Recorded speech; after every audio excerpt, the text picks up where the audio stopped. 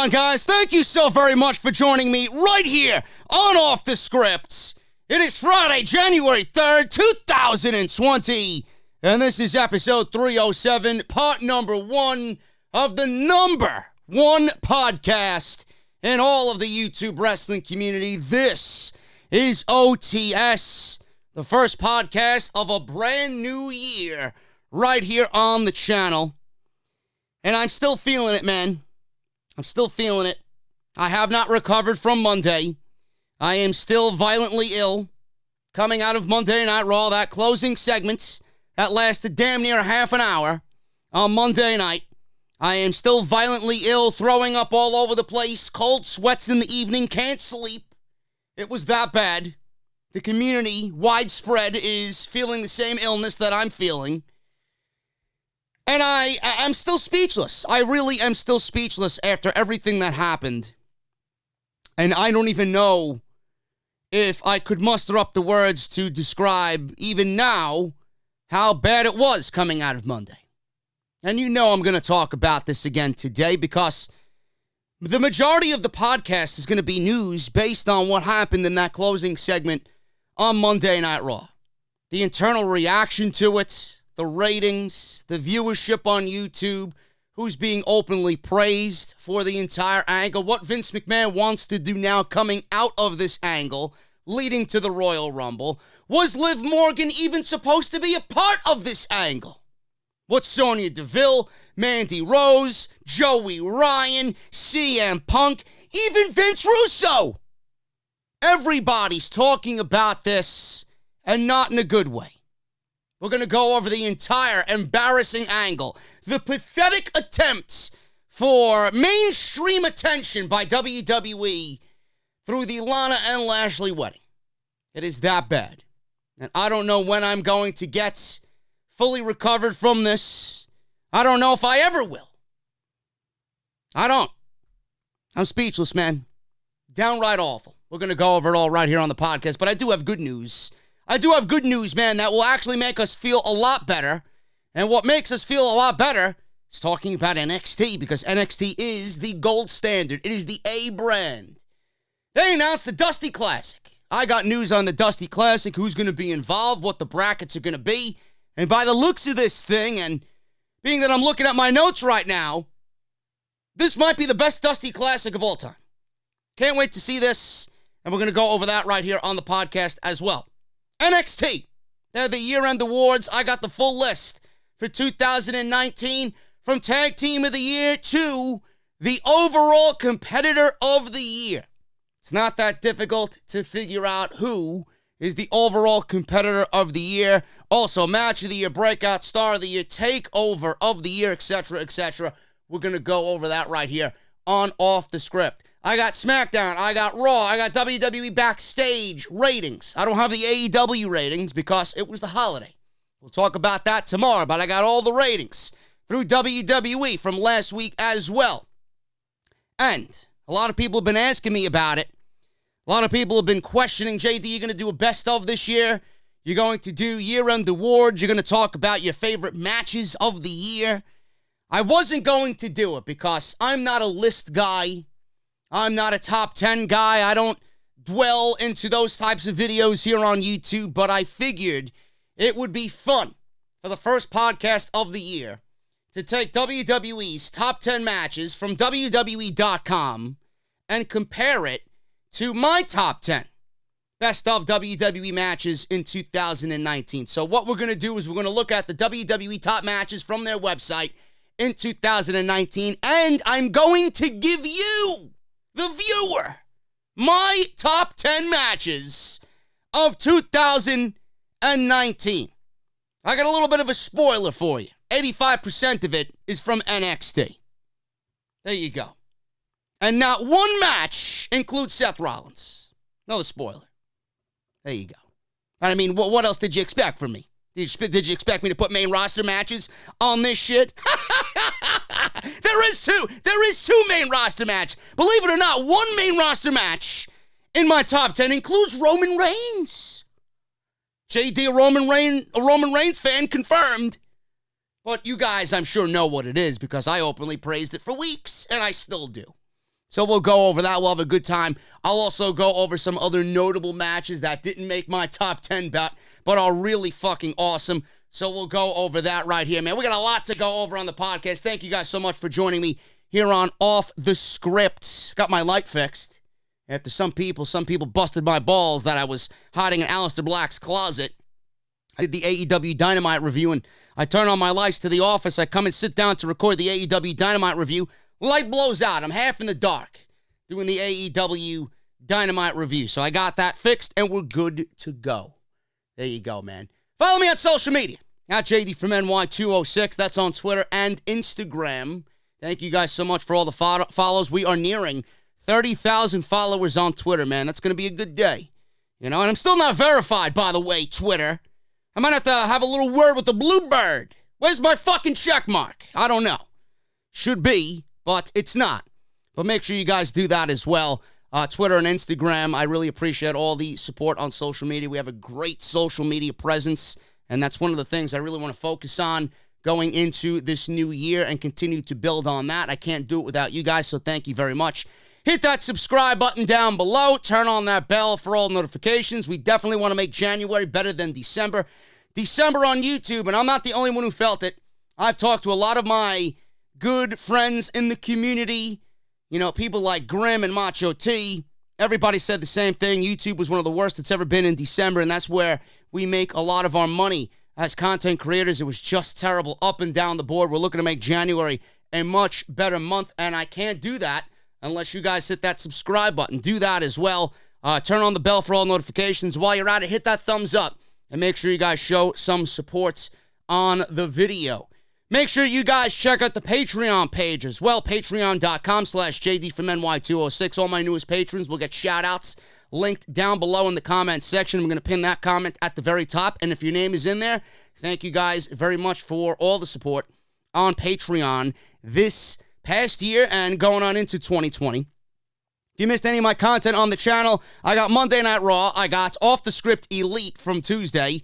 I got AEW Dynamite from Wednesday. No NXT this week because there was no show. We'll be back at it next week with NXT. There was nothing on Thursday. I took the day off, and here I am on Friday. Well, I didn't really take the day off on Thursday. It's Thursday now, but you guys know what I mean. Friday, you guys are getting off the script, so make sure you guys hit that thumbs up, and I really appreciate that. And we got more to come this weekend as well. Royal Rumble weekend is coming up, and I can't wait for that. So hopefully it is a big couple of weeks for not only me, but everybody in the community.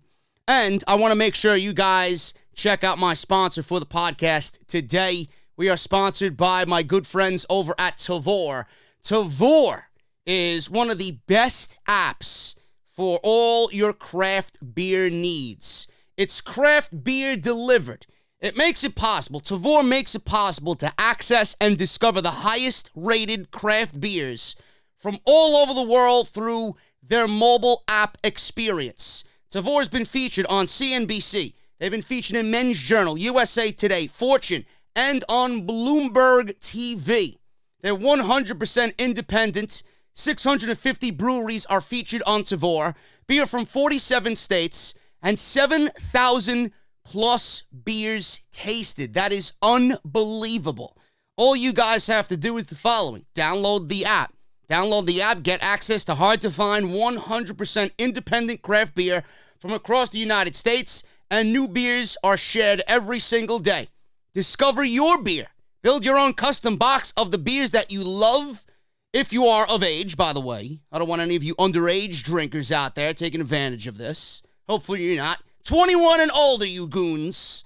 Build your own custom box of the beers you love or enroll in a subscription, and they will automatically snag the highest rated beers that suit your taste profile. No minimums or commitments. And Tavour delivers. You can ship any amount of your hand-picked beer to your doorstep for a flat fee, or if you guys want to sign up through Tavour with a subscription, you guys get free shipping right to your doorstep. You guys can download the app right now in your iPhone or your Android devices. Get the app for free, sign up, spend over $25, and use our code SCRIPT at checkout.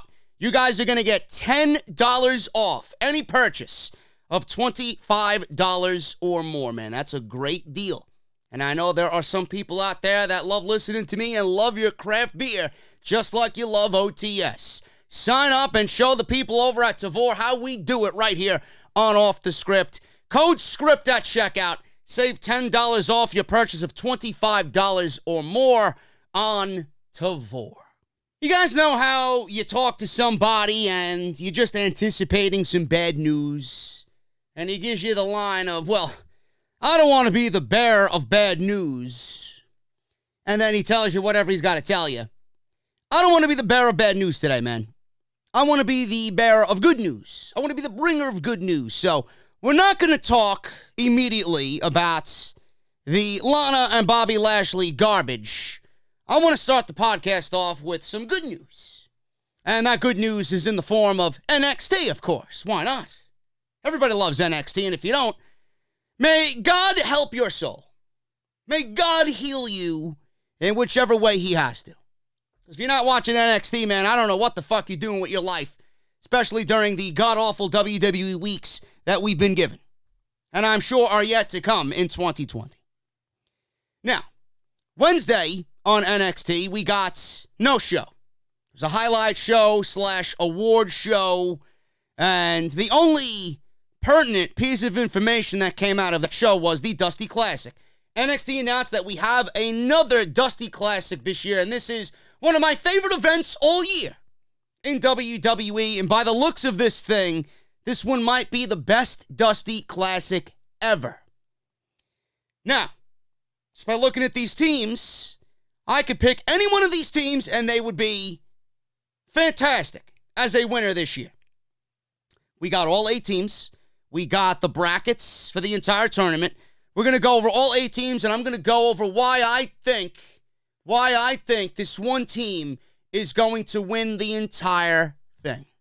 And why WWE has gone in the way that they did this year to include not only NXT, but we got NXT UK a part of the Dusty Rhodes Tag Team Classic. So we got this today as far as the news goes. And what we got is Matt Riddle, Pete Dunne. We got the Undisputed Era. They are the NXT Tag Team Champions, so they'll be in it. Obviously, no reason why they should not be in it. Forgotten Sons, they had a great tournament in 2019. Obviously, they fell short of the finals, and they did not advance, but they really showed how great of a team they really are. We got Kushida and a partner to be named at a later date. I don't know who Kushida could be teaming up with, but I do have my pick, and I do think that it's either going to be A, Cameron Grimes, or B, a returning Velveteen Dream. Now, why Cameron Grimes? I don't know. They feuded, and it was all over his hat. So maybe they joined forces for this Dusty Classic, and, you know, with the matches that we've seen from them already, or the one match that we seen just a couple of weeks ago between Kushida and Cameron Grimes, imagine they put their forces together and team up for this tournament. I've also heard about the Velveteen Dream. He's supposed to be back in January, and whenever this tournament really starts and takes off, I could see the Velveteen Dream coming back as a surprise partner for Kushida. For some weird reason, I see that pairing working. They're very charismatic in their own ways, and I could see it working. And the Velveteen Dream is due to come back now anyway. So that's my prediction for that. So that is the NXT portion of it. Now, NXT UK, we got Gallus, Flash Morgan Webster, and Mark Andrews. Imperium, that's both Eichner and Bartel, one of my favorite tag teams in all of WWE. Absolutely fantastic duo. And then we got the Grizzled Young Veterans. Now, WWE has confirmed the brackets for this tournament, announcing some very exciting matches that we'll see take place over the coming weeks. This is the entire first round match, or the first round of this tournament, first round matches of this tournament that will be taking place over the next month or so. We got Imperium versus the Forgotten Sons. I'm going with Imperium. I don't think the Forgotten Sons are getting out of that first round. Imperium is just too good. No reason why they should not win. Matt Riddle and Pete Dunne, which is an odd pairing, but Pete Dunne, listen, his back and forth with Killian Dane and Damian Priest, I'm over it. I'm glad they're moving him on from that. Matt Riddle isn't involved in a world title. He's not involved in a North American title. So why not? Why not put him in this thing and pair two guys who are right now not doing anything? This could be a random pairing that could go all the way. I could see them going all the way. And I do see them winning their first round match against Mark Andrews and Flash Morgan Webster. So I'm going with Matt Riddle and Pete Dunne versus Imperium in the first round, or in the second round, rather. Grizzled Young Veterans versus Kushida and, I'm going to say, the Velveteen Dream. Whoever it is, Dream, Grimes, it could be, I don't know, somebody else, Bronson Reed, whoever WWE wants to pair with Kushida. I don't think they're getting past the Grizzled Young Veterans. And then we got Gallus versus the Undisputed Era. I do think the Undisputed Era is going to win that. Rightfully so. They are the tag team champions, and we will have a great match between the Undisputed Era and the Grizzled Young Veterans. So that's that. Now, before I even get into the second round and what I think is going to happen, a couple of things here I want to make note of. Number one, I'm glad they're including NXT UK in this thing because NXT, the way we see it right now and the way their tag team division is currently lacking teams, it was right of them to add NXT UK into this thing. The fact that they're adding NXT UK into this thing makes me believe that the finals are going to take place at the Worlds Collide pay-per-view, or the Worlds Collide event, Royal Rumble weekend. And that's the only reason why NXT, well, it's not the only reason why NXT UK was added to this thing. It was something that they needed to do because of the non-existent tag team division that NXT has. But it makes sense being that the Worlds Collide tournament's happening at the end of the month. They could get through all of these matches in the next couple of weeks on NXT TV. We could get some great matches out of it. The finals take place in the Royal Rumble weekend, or on the Royal Rumble weekend, at the Worlds Collide show. And then the winner of this tournament goes on to the NXT show in Portland on February 16th, TakeOver Portland, and they get a tag team title match against the Undisputed Era. That's the way I would do it. So we'll see what happens with that. Now, the fact that we already have a main event for the Worlds Collide announced in the Undisputed Era, all four of them, Cole, Strong, and Fish and O'Reilly, they will be going up against Walter, Bartel, and the rest of those guys, Eichner, and that's going to be a match that I think WWE is really going to want to focus on, and I think that's going to be special in its own right. And when you look at this tournament, you immediately see Undisputed Era. They're tag team champions. There's no way that they could get eliminated. Of course there is. Because if they play up the storyline with the Undisputed Era and Imperium, then you're going to have some sort of fuck finish in the Undisputed Era match. Get them eliminated. It's too obvious to have the Undisputed Era in this thing and then have them win it. It's too obvious to have Imperium in there and then have them win it. And it's kind of silly to have this tournament with both teams in there with members of each stable being represented in this tournament and then have that main event announced. Now, I don't know. I'm just making a logical guess that this final is going to take place at the Worlds Collide. It just makes too much sense for it not to take place at the Worlds Collide. But it's so obvious that you're either going to go with Imperium or the Undisputed Era. I'm going with Matt Riddle and Pete Dunne to go to the finals against the Grizzled Young Veterans. That's going to be my final. That is going to be my final in the Worlds Collide. And after that, I'm going with Matt Riddle and Pete Dunne, and they are going to challenge the Undisputed Era at TakeOver in Portland. That is my prediction for the Worlds Collide. So, I can't wait to see how this all unfolds. It's going to be exciting. And if it's as great as last year's tournament, where we had DIY, where the Forgotten Sons really break out, we had Aleister Black and Ricochet and that random pairing, which was great for the time that it lasted. You know, WWE killed that on the main roster. They just didn't really do anything with those guys on the main roster. They kept them as a pair because they were teamed up in NXT, but, you know, it was a little bit too long. They didn't know what to do with them, so WWE kept them as a pairing, even well after the tournament. But I think this tournament's going to be great. And this is some of the best stuff that you will see in WWE all year. The tournament has really come into, you know, its own as a must-see spectacle for the year. And with this Dusty Classic and what we got last year, there's no reason to believe that Triple H, and now with the power of NXT UK in this thing, there's no reason to believe that it's not going to supersede what we've seen last year. I can't wait to see what happens, and I'm going with Matt Riddle and Pete Dunne to win the entire tournament. That's my prediction for that. NXT Year End Awards, full list for 2019.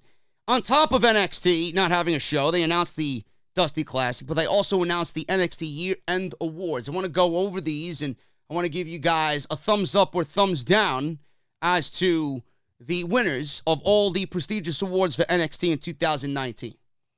So the Tag Team of the Year was the Undisputed Era. No question.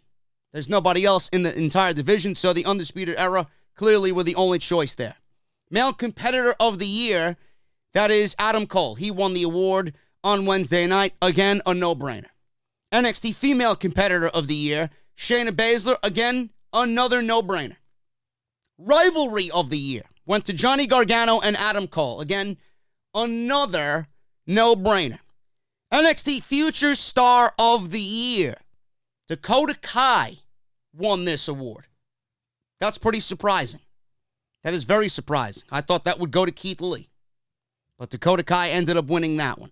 Don't know if I agree with that. Dakota Kai and her heel turn has been absolutely fantastic. And I think she's been doing some great work. And I think she's been playing that role very well. But to have her win over Keith Lee, I don't know about that, man. I think Keith Lee has a very bright, even Matt Riddle. Both of them have bright futures in the WWE, but they opted to go with Dakota Kai. Takeover of the Year. That went to NXT TakeOver Wargames. Absolutely disagree. Absolutely disagree. There's no way. There's no way. NXT TakeOver New York was not only the takeover of the year, but it was the pay-per-view of the entire year for WWE in general. There's no show that even came close to what TakeOver New York did. I mean, from the opening match to the end, with Johnny Gargano winning the NXT Championship. 2 5-star matches bookended that show. Beginning and end. And right in the middle, you had Matt Riddle and Velveteen Dream for the North American Championship, which was a 4.5-star match. And then you had Walter versus Pete Dunne. No way. I don't want to hear anybody complain to me that wasn't the takeover of the year. I don't know how these NXT awards usually go. I think the fans kind of vote for them. And then WWE chooses who the fans have voted for. But if the fans voted for War Games, it was definitely because of that memorable spot with Ciampa and Adam Cole crashing through the table, that big air raid crash. And then obviously the heel turn from Dakota Kai on Tegan Nox, which was fantastic. And Rhea Ripley showing you how much she's grown and how WWE is really high on her, taking her team down from a 2-4 deficit and winning that entire thing. So those moments really stood out. And I think that one, because that was more fresh in everybody's mind. But if you go back and watch TakeOver New York, there's no possible way you could even compare the two shows. That one is just leagues ahead of everything else in WWE for 2019. They got that one completely wrong. Breakout Star of the Year, that went to Keith Lee. I mean, that's right. With the month of November that he had, and that was really stamped with that exclamation point at Survivor Series with Roman Reigns. I mean, the guy was made that night. And I hope big things are going to come for the big man because he deserves it. He's one of my favorite WWE superstars in the entire company at this moment. I love Keith Lee. He's natural. He's organic. He's legit. He's a badass. And there's no way you cannot get behind somebody that is that real. Keith Lee, Breakout Superstar of the Year. I am 100% in agreement with that. Match of the Year, Johnny Gargano versus Adam Cole. 2 out of 3 falls match. Takeover New York. Absolutely. No question. No question. The only other match I would have given Match of the Year to was Walter versus Tyler Bate at TakeOver UK Cardiff. That was it. And the other matches that were probably on that list were Adam Cole, because he's had a lot of Match of the Year candidates, and the 3 that he's had with Johnny. It's very difficult to even choose a number 1 out of the trilogy that they had. You could go with the one at TakeOver New York, which was my favorite. You could go with the 2 out of 3 falls match that they had in Toronto. I would not blame you. I would not criticize you at all if you went with that one. But this one, just because it was the culmination of his journey, his 2-year journey for the title, I had to go with that one. And that ending sequence, that last fall, the last 10 to 12 minutes of that match is poetry. It is something that I could show anybody, and it would take you back to a moment that would give you a reminder of why you love pro wrestling. I watched this match. I actually watched that match with my brother on New Year's Day, and I showed him, just watch this, because he doesn't watch NXT. He watches Raw, and he puts it on his background fodder because it's fucking garbage. He knows how garbage it is. But I told him to watch that. We were drinking some champagne. Watch this. He's watching it very intently, and he's looking at me. He's telling me, you know, you don't see this shit on the main roster. He's like, this is like old school. I'm like, yeah, I know. That's why I love it so much. And that match just amplified with we'll talk about it later because you guys know what my number one match is. That. You know, it's no secret. But everything about that match, where it was, the crowd, storyline, having Morrow there in the right opponents with Adam Cole, you know, and him being that guy in that role when it should have been Ciampa. I mean, it was just a perfect situation. And you can't turn your cheek away from that. Match of the year, absolutely Johnny Gargano and Adam Cole. 2 out of 3 falls. TakeOver New York. And the overall competitor of the year, I mean, is there anybody better than Adam Cole this year? No, there's not. Adam Cole is not only NXT overall competitor of the year, he's WWE's MVP for 2019. I dare for you to try and find me somebody better than Adam Cole. And the way I look at it is, Adam Cole, if he wasn't in NXT leading the Undisputed Era, how much better off, or how worse, I should say, would NXT be without Adam Cole in the Undisputed Era? It's a pretty big void without Adam Cole there. And there's nobody on the main roster that's made an impact on their brand for WWE compared to Adam Cole and the impact he's made in NXT. I dare you to find someone in WWE better. It's impossible. Adam Cole is the NXT Competitor of the Year and the WWE's MVP for 2019. Ratings, SmackDown, the final show of the year, they had a down. Actually, no, they averaged 2.439 million viewers. They were actually up 1% from the week prior. I'm sorry. I'm looking at the WWE Backstage ratings. They were down on New Year's Eve, which is not really all that surprising. SmackDown was up. SmackDown was up for the final show of 2019. In key demos, SmackDown averaged a 0.4 rating in the 18 to 34, down 11%, and a 0.65 rating in the 18 to 49, down 7%. Both numbers were identical to 2 weeks ago. Total viewers, SmackDown actually beat programming on ABC, which it usually trails, but still fell behind NBC and CBS. SmackDown did handily top all of network programming in the demos. The show opened up with 2.54 million viewers in hour 1 and fell 8% in the second hour, averaging 2.337 million viewers. That's a stronger than usual drop for SmackDown.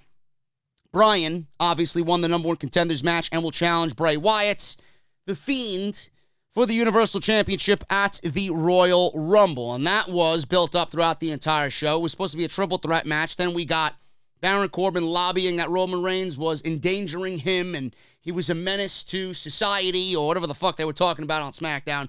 So then he didn't want to compete because of Roman Reigns being a threat to him. They made it The Miz and Daniel Bryan, and then Roman Reigns supposedly got kicked out of the building, and then Baron Corbin wanted back in the match. Roman Reigns did not get kicked out of the building. He interfered, taking Corbin out, and we got Miz and Bryan anyway, one-on-one. And that's when Bryan won, and he beat The Miz to get the number 1 contendership for the Universal Championship. So that was that. SmackDown is garbage. Monday Night Raw is garbage. Nothing about these shows is remotely interesting. But those are the ratings for SmackDown for the final show of 2019. Now, WWE Backstage, they drew 97,000 viewers on New Year's Eve. That was Tuesday.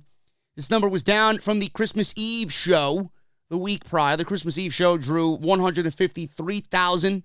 It did slightly beat the December 17th edition. That show did 95,000 viewers, which I believe was Alexa Bliss. But when you have Alexa Bliss on the show, ratings will be down regardless because she sucks. Now, the December 17th show did not finish in the top 150 shows for the night. However, the New Year's Eve show did finish 124th because who the fuck was watching television on New Year's Eve? You were all out getting drunk and making some fucking New Year's resolution that I'm sure you broke already, and it's January 3rd. Even though the number was identical, there were fewer overall viewers for the night. This means that WWE was able to grab a higher percentage of the folks watching TV. When WWE Backstage was announced, the hope that it would be similar to the magazine shows covering MLB, UFC, or any college sports on Fox Sports. However, given the fact that WWE is very controlling of what is allowed to be discussed on the show, it hasn't reached these goals. But the report was that Fox was going to be the ones in charge of this show and the ones detailing what is going to be talked about on these shows. I guess that is no longer the case. Can't wait to see what CM Punk says when he's back in a couple weeks, documenting this Lana and Lashley garbage, because he's already blasted it on social media.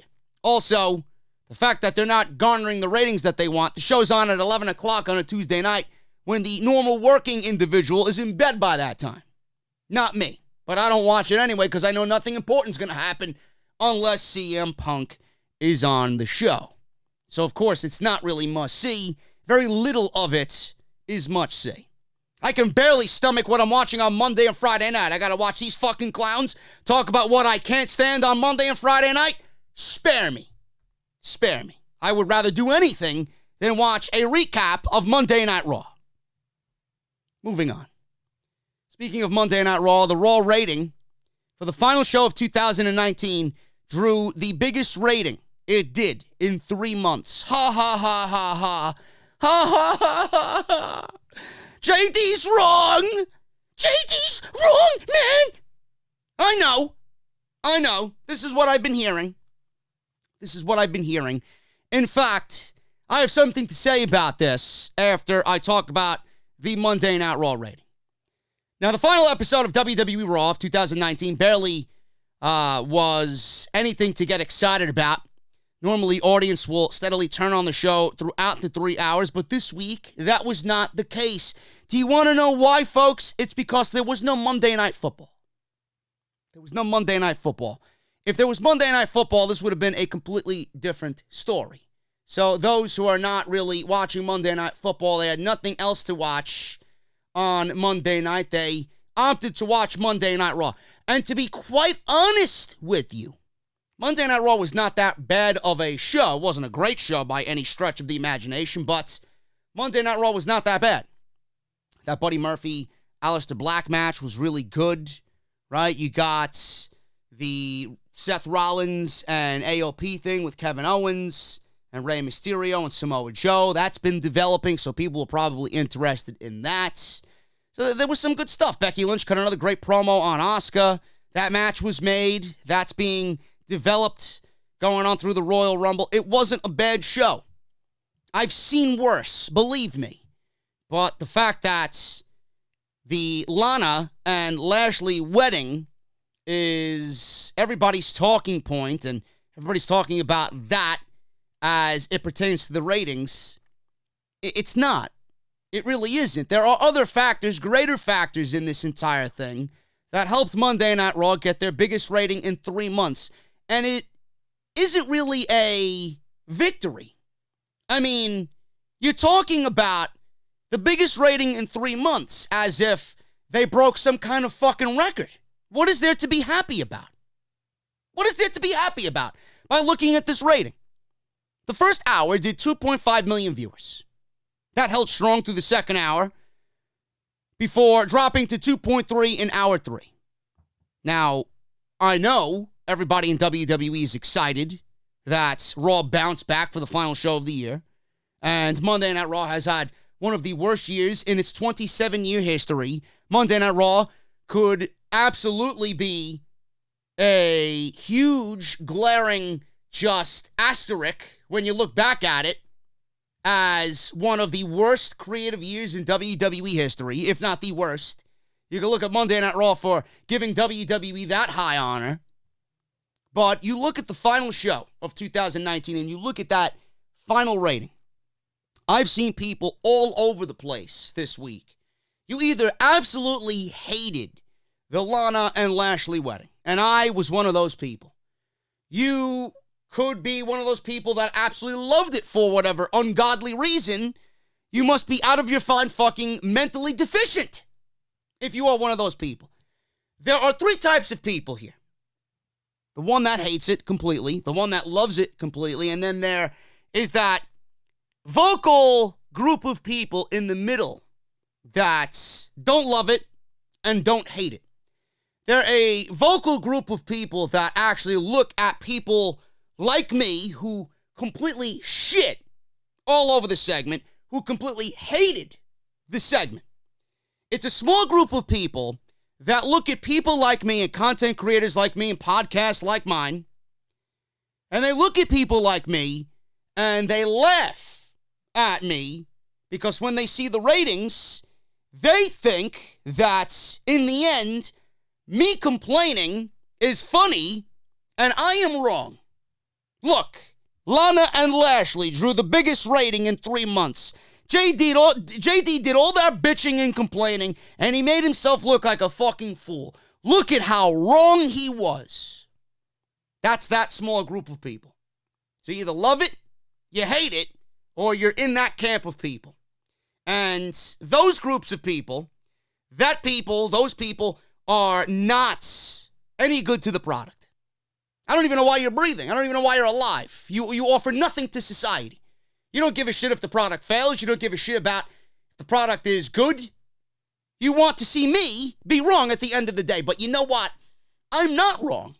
I'm not wrong. And we'll get into why I'm not wrong and why this company is on fucking a thin string going on into 2020. I don't want to hear about this wedding.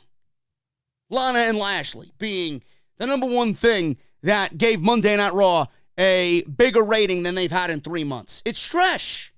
It's trash. The viewership on YouTube, the views, the likes, this and that, the retention, all the views and everything that they did on YouTube, is it translating to ratings? No.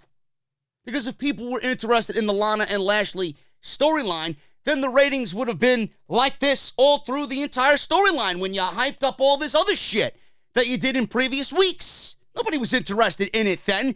The only reason why people were watching this shit show was because there was nothing else on TV to watch. There was nothing else on TV to watch. All of the more important shit is now moving on to something else, meaning the NFL playoffs are happening. There's no more Monday Night Football. There's nothing on TV. Wait until the college NCAA finals and the Final Four is happening. What's going to happen then? Everybody's going to migrate to watch that? That does one of the biggest TV ratings all year. What's going to happen then? Lana and Lashley ain't going to supersede that type of programming. So it really boils down to everybody that was watching Monday Night Football ended up watching this show on Monday night. And the show regularly sucks anyway. And they know where they go wrong. They know that their show sucks every single week. Monday Night Football really isn't a detriment to their rating anyway, because if you put on a good show, even with stiff competition from Monday Night Football, you could generate this type of rating all through Monday Night Football season. You could do this every week, but they refuse to do so. They refuse to do so. But we will go over why I'm not wrong in this situation, because the story I want to really focus on right here is Vince McMahon wanting more crazy storylines following the Lana and Lashley wedding. This was one of the worst segments of the entire year. This was one of the worst segments in the history of Monday Night Raw. Something that I really wish I could erase from my memory forever. The goal that they wanted to accomplish here was to generate more interest. They wanted to generate cheap heat, cheap interest, and they wanted to grab mainstream attention. They did that because they obviously averaged a bigger rating than they have in the last 3 months. Now, according to a WWE source, Vince McMahon was very happy with how everything played out to end the show. Sources say Vince has wanted to do more crazy stories like this, but he has to balance things out to satisfy the people at USA Network and the sponsors. He got what he wanted this week, and the overrun did nice numbers, so Vince is in a good mood this week in Stamford, Connecticut. End quote. That's what one source said about what Vince McMahon and his reaction was to the ending of Monday Night Raw. Now, the storyline involving Rusev, Lana, and Bobby Lashley with Liv Morgan is nowhere near its end. It's just getting started. I know. Get out your puke bags. It's not over yet. Sources also indicate that they have mapped things out for the next few weeks, and this could run until WrestleMania. Vince loves this storyline so much, and he's open to more off-the-wall ideas. All I could say, says the source, is there are some Jerry Springer ideas coming soon. This is awful, folks. I mentioned this on Monday Night Raw. How sad is it that it's so fucking sad. How sad is it that you got NXT right underneath your nose, and they're producing the best wrestling content probably in the entire world? Might not be generating much of a rating, or it might not be generating a Monday Night Raw rating, but that doesn't really mean anything. It's still the best wrestling product in the entire world. That's all we want. Vince doesn't want that. Vince wants what he got on Monday for whatever ungodly reason. I don't know why. But they got NXT right under their nose. And instead of watching what Triple H and Shawn Michaels and Matt Bloom and William Regal and everybody else is doing down in NXT, all these young kids just fucking blowing all of the main roster shit out of the water. The creative writing blowing the main roster shit out of the water. The weekly TV shows, the takeover shows blowing the weekly TV shows in the main roster and their pay-per-views, including something like WrestleMania, out of the water. They don't look to that. They don't look to any of that for influence. Yet you got the creative writers and probably himself and Vince McMahon watching Jerry Springer for creative ideas to add to their pro wrestling program. How sad is that? Knowing that these men and women went out there and watched Jerry Springer. Jerry Springer, is he even still on TV? Is he even still a thing? Why would anybody try to emulate that? It's like WWE is like fucking 10 years late to the party. This trashy TV fucking soap opera garbage. Like, imagine being one of this creative team, or a part of this creative team, going out there and trying to find influence for this program, and you lean on Jerry Springer. That's so sad. Like, I can't even fathom that. I can't even fathom that in any sense of the word. This source also indicates that Liv Morgan was not originally supposed to be in this storyline, but plans changed, and Paul Heyman wants to push her, so the decision was made to have her involved in the wedding angle on Monday night. Now, she was not originally supposed to be in this storyline. I don't think WWE had any idea about Liv Morgan and what they wanted to do with Liv Morgan to begin with. They didn't really offer anything of interest or intrigue. All I got was fucking 4 weeks of this woman sitting in a goddamn bubble bath, looking at herself in the mirror, applying lipstick and brushing her hair. You know? I used to bathe with Mr. Bubbles too, back when I was fucking 5 years old. But here we got Liv Morgan in a bathtub, taking a bubble bath for 4 weeks. What the fuck does that tell me? She's either going to be a WWE diva, or WWE doesn't have a fucking goddamn clue as to what they want to do with her. So they didn't really offer me any excitement to begin with Liv Morgan. But if she wasn't originally supposed to be part of the storyline, can you imagine what she's thinking? They're thinking, you know what? We're going to put her in this storyline because we have nothing for her. But Liv Morgan's thinking, well, they're giving me these vignettes. They got plans for me. They got me coming soon. It's going to be a whole new Liv Morgan. I'm going to be something on WWE TV. I'm finally going to get a role after being drafted and not being used. Can you imagine what Liv Morgan is thinking? They took her from these vignettes, which now are rendered useless, and they put her into this storyline when she wasn't supposed to be in it. When she understands that and when she knows that, how do you think she's going to feel? It's as if these people are fucking running around with their heads cut off. It's not what I would want if I'm a supporting character in this thing. It's not what I want after They had me go out there 6-7 months ago and say that a gimmick change was coming. Where's the gimmick change? What is the gimmick change? You have her openly being lesbian on WWE TV when she's not? She's playing a character. She's playing a lesbian on WWE TV. This is your idea of gimmick change? Character change? Sex change? What is it? Ridiculous. Absolutely ridiculous. That is some of the... It's so much... It's so wrong. I'm speechless. I'm absolutely speechless. It is some of the most creatively laziest writing that I've ever seen in my entire life. This is their idea. You take somebody that you pretty much told the fans that you got a plan and a vision for, and then I got to read this and hear this, that she was not originally supposed to be part of the storyline, but Paul Heyman wanted to push her? Push her what, off a fucking cliff? She's ruined.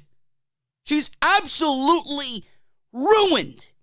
Nobody's going to take Liv Morgan seriously. Guarantee you ask that woman why she got into pro wrestling. Ask that woman why she got into pro wrestling. I guarantee you the answer coming out of her mouth is, well, is not to be a lesbian character. She wants to be something. She wants to emulate those that she watched as a younger girl. And she wanted to get into the business because of them. I guarantee you the answer is not going to be because I wanted to play a lesbian on WWE TV and be starring in a godforsaken fucking cringe-like storyline that emulates Jerry Springer with Lana on Monday Night Raw. That's not going to be the answer. I don't know what to tell you. I feel sorry. Liv Morgan, I don't like to throw the word buried around. Liv Morgan's buried. Liv Morgan is absolutely buried on WWE TV. And how much of the viewership that WWE is fucking jerking off to on YouTube, how much of the YouTube numbers is merely shock value? Shock value. Of course everybody's going to watch a fucking 2-3 minute clip on YouTube and digest that easily. We had to sit through 30 minutes of this fucking nauseating garbage. It's easier to digest in 3 fucking minutes. We got Liv Morgan coming out, pretty much expressing that she's openly fucking lesbian to Lana. What are you, serious? And then watch that segment back. Everybody was dead silent. That crowd, you could hear a fucking pin drop in that arena. When Liv Morgan came out and there was words being thrown around, people were chanting, yes, yes, yes. Soon as we got the fucking cat fight, all we were missing was Joey Styles and ECW yelling cat fight over this thing. Which, again, I'm not excusing Paul Heyman from this at all. This is definitely something with his DNA written all over it. Soon as those two women started to roll around on the ground and we started to see the cake and Rusev botching coming out of the cake, you can hear a fucking old lady fart in the 8th row. That place was dead silent. The fans were excited about hot lesbian action. Then when they started to see the cat fight and them brawling on the floor, nobody gave a shit. The YouTube views were nothing but cheap shock value for the sake of shock value.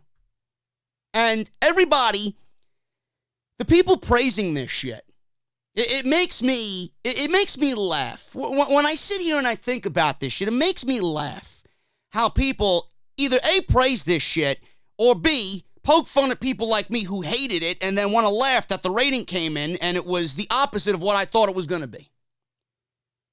It's so funny how people praise this shit, but if you really dive deep into this fucking nonsense, this is Vince McMahon in 2020 running the WWE. How little does that man know at this stage of the game? How desperate at this stage of the game is Vince McMahon? This is him, and this is why I said I'm not upset about the fucking rating. I'm still laughing in the end. I'm still winning in the end.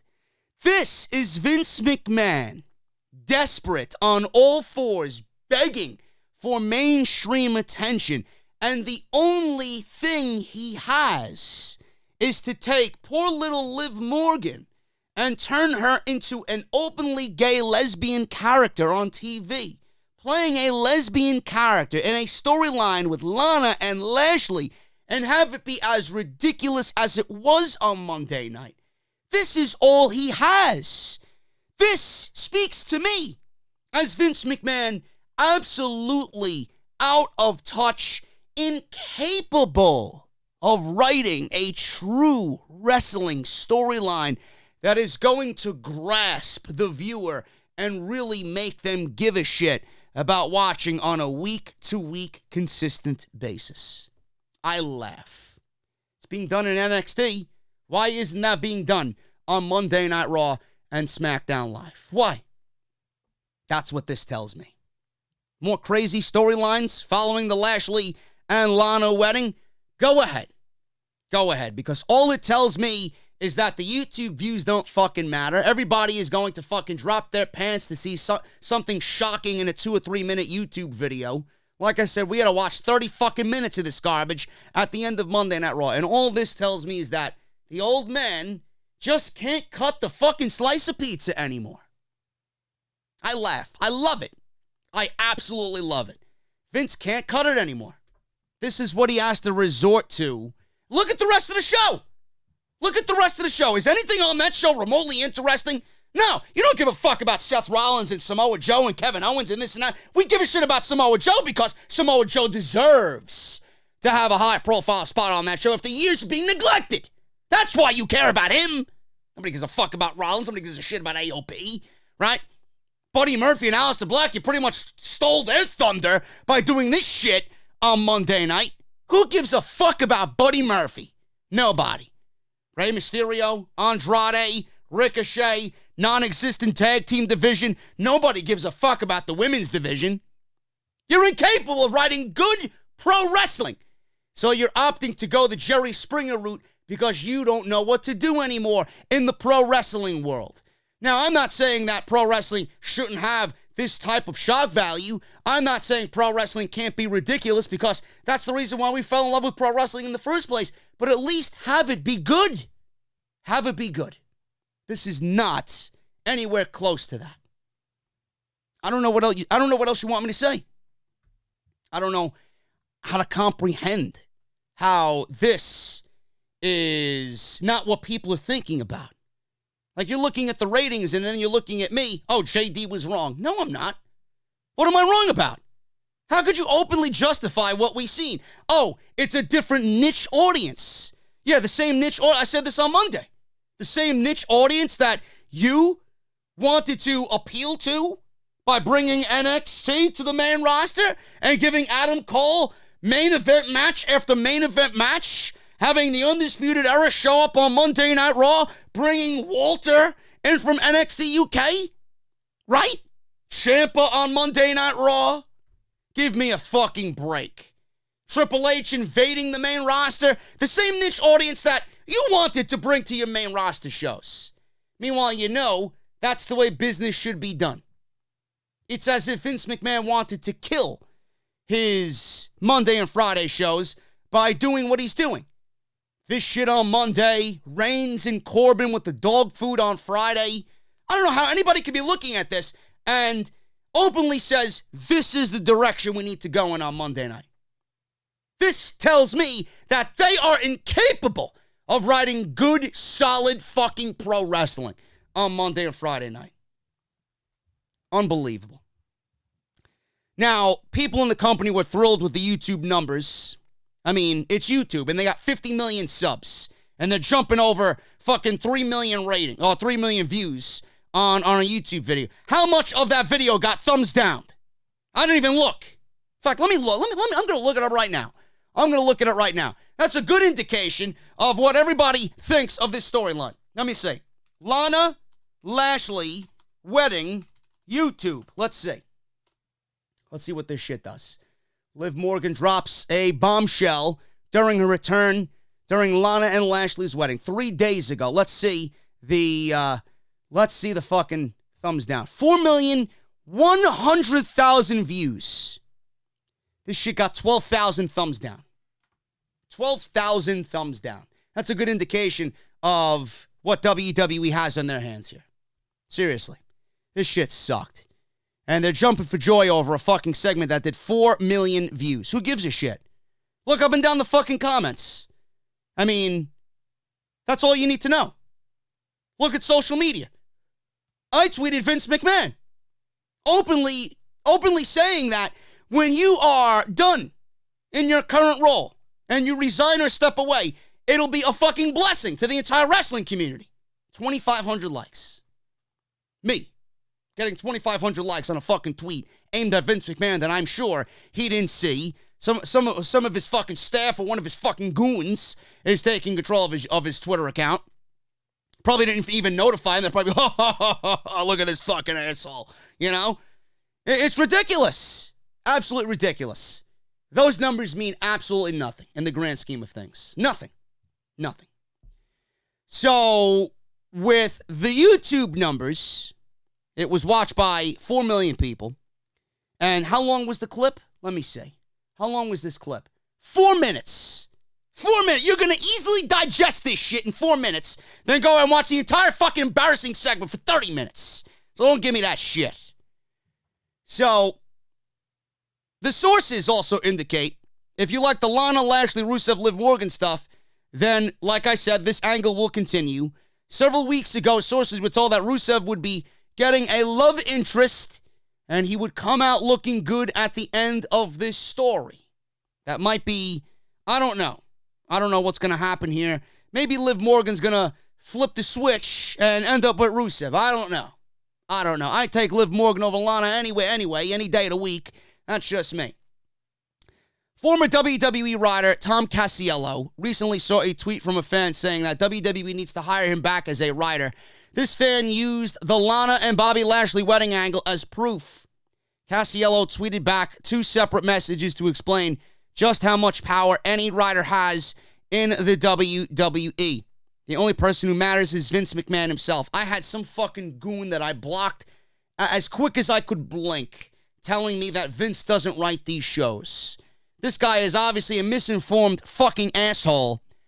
Now he says, and I quote Costello, "Well, I appreciate the vote of confidence here. Those of us who survived that place know that it would have been the same exact segment no matter who the writer was assigned to it.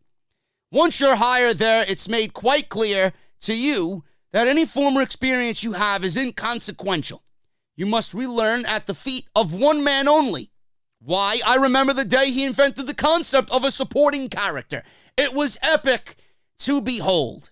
I mean, there may be slight tweaks. You'd have 2 different first drafts based off the same premise or concept. So individual lines might be different, but the same person edited that promo for the final draft of the script. As for the soap thing, once you're hired there, it's made quite clear that any former experience you have is inconsequential. That's it. And the one man that you have to relearn from is Vince McMahon, and that's what he said. So there you go. Vince McMahon, no matter what is being written, it doesn't matter. The only person that matters is Vince McMahon. Doesn't matter who wrote the segment, no matter what writer was assigned to it. That's it. That's it. It ends up in the hands of Vince McMahon. He's going to do what he wants with it anyway. So all your work, done. Your past experiences, your back catalog of positions and who you work for and your experience level, out the window. It doesn't even fucking matter.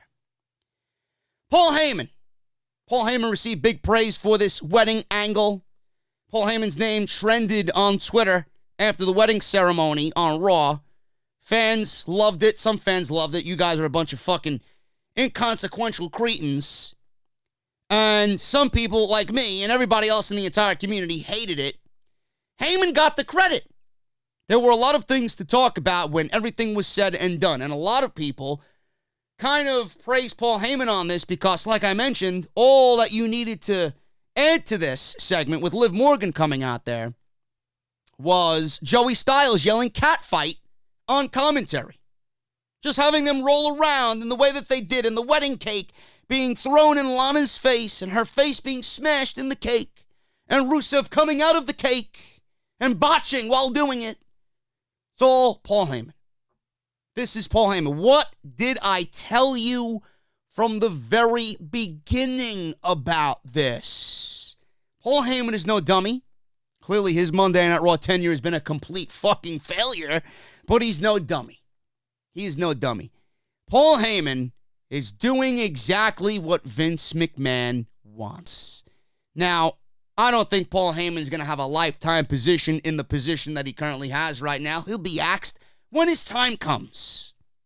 All that needs to happen is something goes wrong, something blows up, and it's a bad rating or this or that. Goodbye. But Vince McMahon is going to put someone in that position that he could mold, that he could manipulate, and he's going to put someone in that position that is going to give the same product that he would give if he wasn't there. This is the vision of Monday Night Raw. Vince will only allow people in that position, and the only people that are allowed in that position are the people that are going to write the show in the way Vince McMahon would write it, and that's Paul Heyman. That's exactly what he's doing. If Paul Heyman deviated away from the current formula that is Monday Night Raw, he wouldn't be there. This is why he was given a very small leash on the creative aspect of this show. If he started doing what we all wanted him to do, if we sat here and looked at Paul Heyman getting this position and anticipated him changing the show around and making it better, I told you this wasn't going to be the case. Now, we all know what needs to happen with this show. We all know how this show needs to be run. We know the overhaul that this show desperately needs. But this was always going to be how the show was going to be run because Vince doesn't want anybody deviating away from the current formula that is the show. And what you're seeing on Monday Night Raw is how Vince McMahon is still in control. Paul Heyman will never deviate away from that. Otherwise, he wouldn't have a job. At all. That's why. Big praise. That had Paul Heyman's DNA written all over it. And he deserves just as much blame as anybody in this entire situation. Vince is the one that we're going to really aim our venom at. But Paul Heyman, he should not be excused in this situation in any way, shape, or form. Vince Russo, he spoke out about this. Said WWE tried to bury Lana and Rusev and it completely backfired. And he's right. Because this storyline started out as Lana and Rusev being buried and embarrassed because they've went out there and openly expressed how they weren't being used. Burying creative, crying and complaining on Lillian Garcia's podcast. I remember it like it was yesterday. They were openly upset about the fact that, A, they weren't being used and how they want more of an opportunity and how they've been used in the past and it really has not amounted to anything in the WWE. Now, speaking of Vince Russo, I think his open-ended deal, his one-sided deal, I should say, with Tony Khan and Cody Rhodes to follow him on Twitter, I don't think that's an issue anymore. He gave them a deadline of December 31st for confidential and free advice on how to run AEW. Needless to say, I think that Vince Russo is either blocked or muted by AEW management. Now, Lana and Bobby Lashley's wedding on Raw, you know, a lot of it was for shock value. And going into it, we knew what the overall premise of this entire angle was, with Lana, you know, treating Rusev like a cuck and Rusev being embarrassed and just thrown under the bus, while Lana gallivanted around with Bobby Lashley, having sex with Bobby Lashley, openly admitting that she had sex with Bobby Lashley and pretending to be pregnant, having Lashley show up at their quote-unquote house in his bathrobe, blah, blah, blah, blah, blah, all this shit. This was to bury Rusev. Rusev has not signed a new deal with the WWE. I don't think Rusev should sign a new deal with the WWE. If he does, he's a complete fucking blithering idiot. Lana signed a new deal, so she's safe. She's got 5 more years of embarrassment coming to her. But this was all done because they, A, wanted to embarrass them, and I do think that this storyline was supposed to go to Mike and Maria Kanellis. That didn't really go anywhere. The cuckold storyline kind of transferred to Rusev and Lana, and they kind of expanded on it. But in the end, it was all about them burying Rusev and Lana. Now, Vince Russo sent out a couple of tweets about this current storyline and Lana and Rusev's situation, said that WWE was attempting to bury them and it backfired, and he equated it to Big Vito wearing a dress and getting it over because, he had that natural charisma and ability to make something like that work. This led to a very interesting observation by Vince Russo about pro wrestling in 2020. Says, and I quote on Twitter, many years ago, Stephanie McMahon told Big Vito that he was going to be wearing a dress on TV. Why? Simply because he was my friend and they wanted to embarrass him. Unfortunately, Vito was a pro, got it over, so their childish game backfired. Fast forward many years later, WWE brass didn't like the way Rusev and Lana were presenting themselves on social media as a couple. So again, in their juvenile ways, they attempt to embarrass the two through a storyline on TV. What happened? Rusev and Lana purposely playing the angle over the top got them both over. Lesson learned. Vince McMahon, Paul Heyman, and Bruce Pritchard, if you want to get people over in 2020, attempt to bury them. They will simply outwork you because they know the game and are smarter. Now, I don't think Lana is over by any stretch. Lana's on TV. It's got go-away fucking heat. She's got go-away heat. It's not heat in a way that makes you want to see her get her comeuppance. It's not. It's legitimate go-away fucking heat. Nobody wants to hear Lana. Nobody gives a shit about anything she says. She's completely ridiculous in the worst fucking ways on social media. And everything she says makes you want to fucking claw your eyes out and rip your ears off. It is garbage. Absolute garbage. Rusev, he's not any more over than he was previously, like I keep mentioning when he was with Aiden English, a part of Rusev Day. He's not as over as he was there. Rusev was always over. Always over, because fans always appreciated Rusev. People always took a liking to him because of his charisma and his personality. People have always wanted to see him succeed. He's not any more over than he was previously. This angle has done nothing to fucking stop him and, like Russo said, embarrass him. And this is WWE creative. They don't have anything for a guy like Rusev. And they're using this storyline with Rusev because it might not be something that they're going to outwardly say. But when you look at Rusev in this thing, he's being treated like a joke. He's being treated like a fucking circus act. And that's exactly what they think about Rusev. They speak about Rusev through the storyline that they have him in. Coming out of a cake, the cuckold storyline that they put him in, with him being fucking just embarrassed by his wife, and Lashley standing over him on many weeks of television while he gallivanted off with Lana. That's exactly what they think of Rusev. They treat him as a clown. And they're telling you what they think of him through storyline. Rusev is right.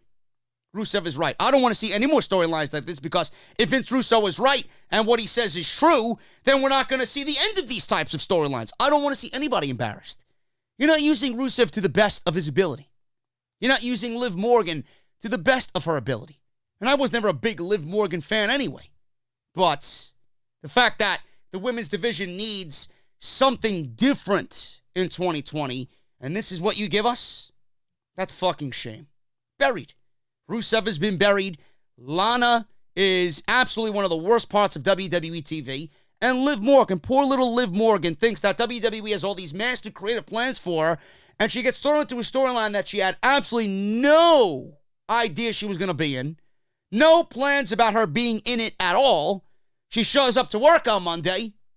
Now you're in this Lana Lashley wedding, and you're going to come out being openly lesbian. How do you think she feels? Absolutely pathetic. It backfired. It really did backfire on them. And all because they're getting views on social media and views on YouTube doesn't mean that it's a success. More people consume YouTube now than they do regular basic TV. So the fact that I got 4 million views, you're just in the current trend of people and how they consume anything that's on TV right now. More people gravitate to YouTube than any other platform for what they consume. Of course they're going to get 4 million views on this. Who's willingly out there, if you're not a fucking podcaster, it's going to be watching Monday Night Raw at 3 hours and consume it in its entirety? Nobody. Why? Why would you do that to yourself? Sonya Deville is another one who reacted to this storyline. Sonya Deville reacts to Lana and Lashley and the wedding, and with Liv Morgan being in the position that she is. So we had Sonya Deville She's WWE's only openly lesbian female performer. And she spoke on Total Divas earlier this year about pitching a LGBT storyline between herself and tag partner Mandy Rose. For whatever reason, the pitch was rejected, but WWE has decided that having Lana and Liv Morgan be surprise lovers is a much better idea. During the wedding, DeVille and Rose tweeted out, and I quote, DeVille tweeted, "Well, there's my mind blown." And Mandy Rose simply says, "No words," with a disgusted face emoji. Now, fans rallied to support DeVille and Rose, who have not hidden their frustration at seeing this storyline they pitched being given to two people who have literally no history together whatsoever.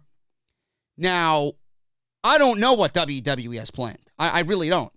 And the fact that this is not ending and this might go to WrestleMania, I might be fucking scared to see what Vince McMahon has in store for everybody on Monday Night Raw.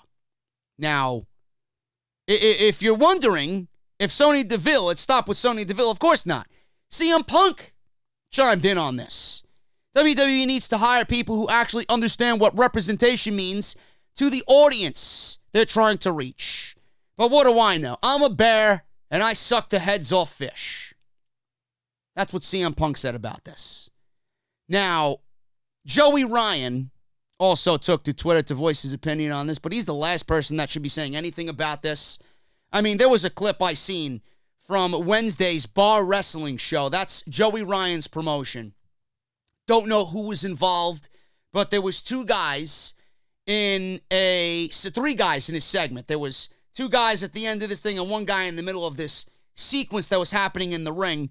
And it was mesmerizing to a point where I don't believe that this shit was happening in a pro wrestling. There was lewd acts happening in this clip.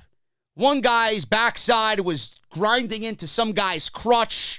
This same guy had his head fucking jammed into someone's crotch.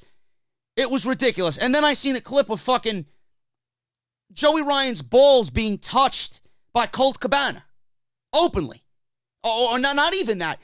Colt Cabana got down and kissed Joey Ryan's crotch. And this man is coming out on social media and telling WWE that they're using a gay angle for shock value. Meanwhile, this guy's made a fucking career out of using that type of shit for a pro wrestling lifestyle. For shock value. He's used that same shock value to build himself a fucking career. Yet he's blasting WWE. I don't need to hear it from you. The last person I need to hear about this from is Joey Ryan. He says this is so bad, and the talent isn't at fault at all. It falls on the writers. Using gay for shock value perpetrates the idea that it is unusual or odd, which keeps stereotypes alive. No wonder WWE struggles to find a millennial audience. End quote. Using gay for shock value perpetrates the idea that it is unusual or odd. Everything that this guy has done for an entire career, everything that this guy has happened in his promotion with segments like I just described to you is fucking odd and unusual. And it should not be allowed in a pro wrestling ring. If you consider that shit pro wrestling, get your mind checked. That is a fucking disgrace. It's a fucking embarrassment, is what it is. The segment has garnered a reaction everywhere in the pro wrestling world. It's definitely one of the most talked about angles all year, but this is what Vince wanted. This is what Vince wanted because he doesn't know any better.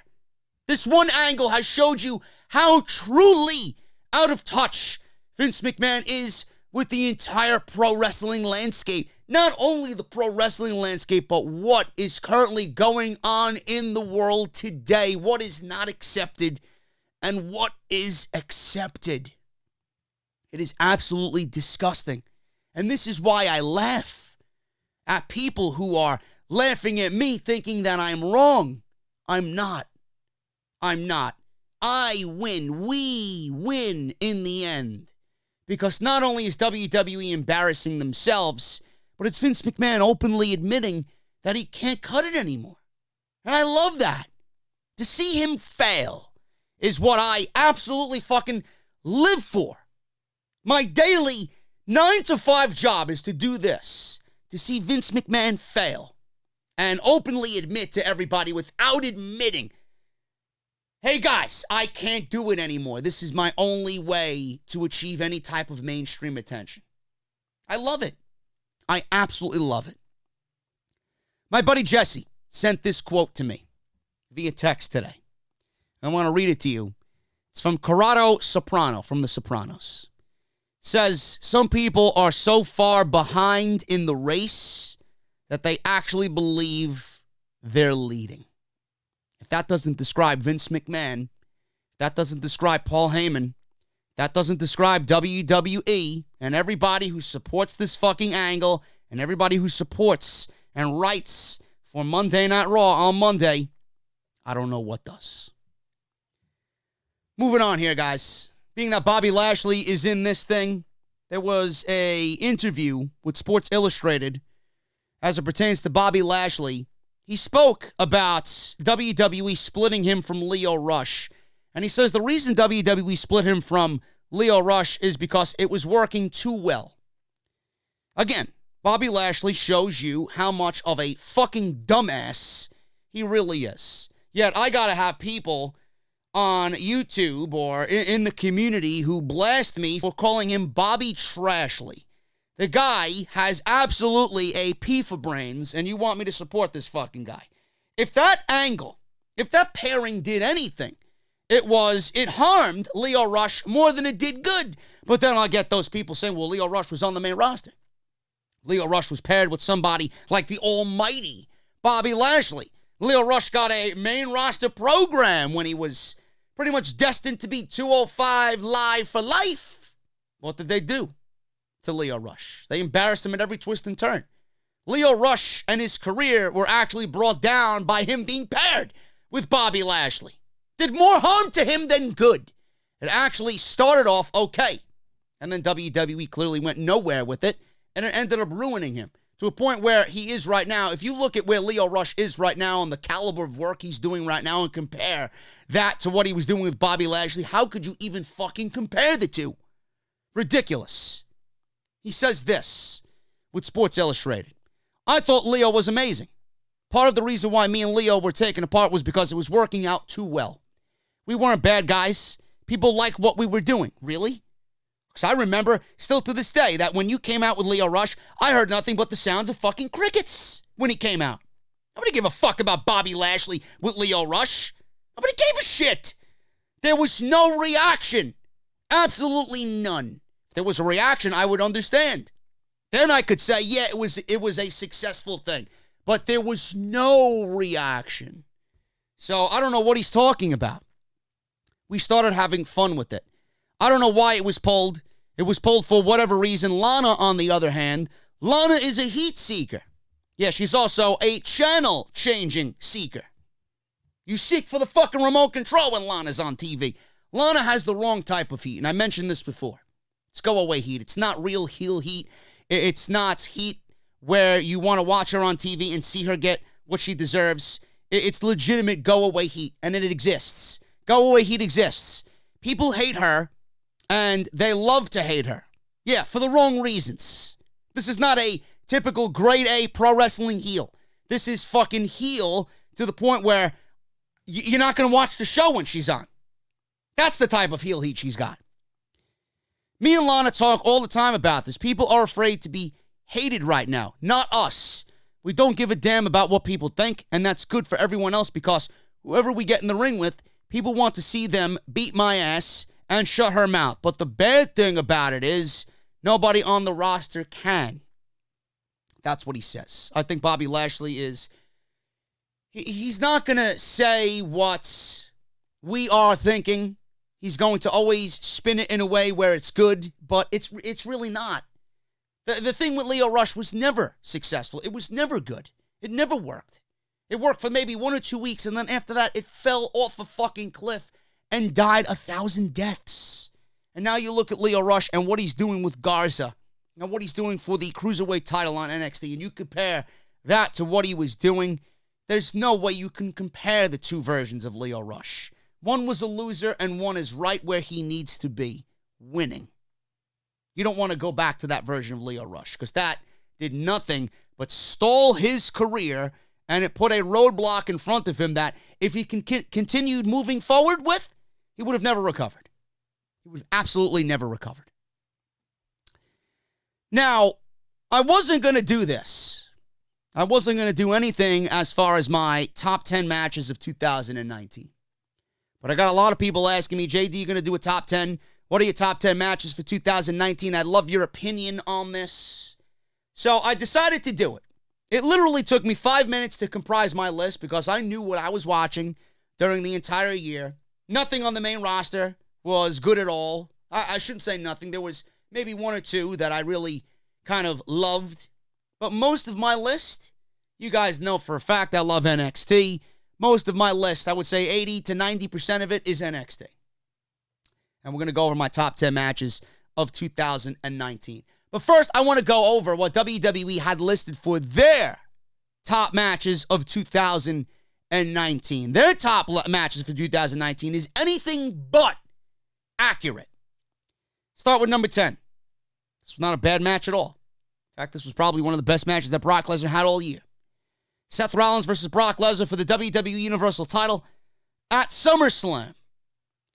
That was a damn good match, and it was much better than what we got at WrestleMania between Seth Rollins and Brock Lesnar.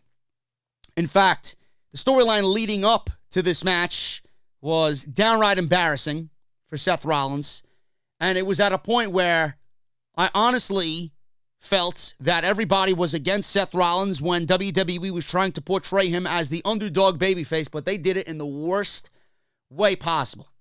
They made everybody want to see Brock Lesnar continue to beat the shit out of Seth Rollins and make this pussy suffer for what he was actually trying to do. And that's what I felt when watching Seth Rollins portray himself on Monday Night Raw. And they had a great match. And after that match, everybody kind of bought into what Seth Rollins was doing. Everything that he said and everything that he was trying to portray himself as kind of was put on the back burner. And with him beating Lesnar in the manner that he did in the great match that they had, winning the Universal Championship, it was, okay, here's this reset. WWE fucked Rollins over. They felt like they needed to reset and go at with Lesnar with this entire angle again. And they ended up making the same mistake all over again, even after he won the title for a second time from Brock Lesnar.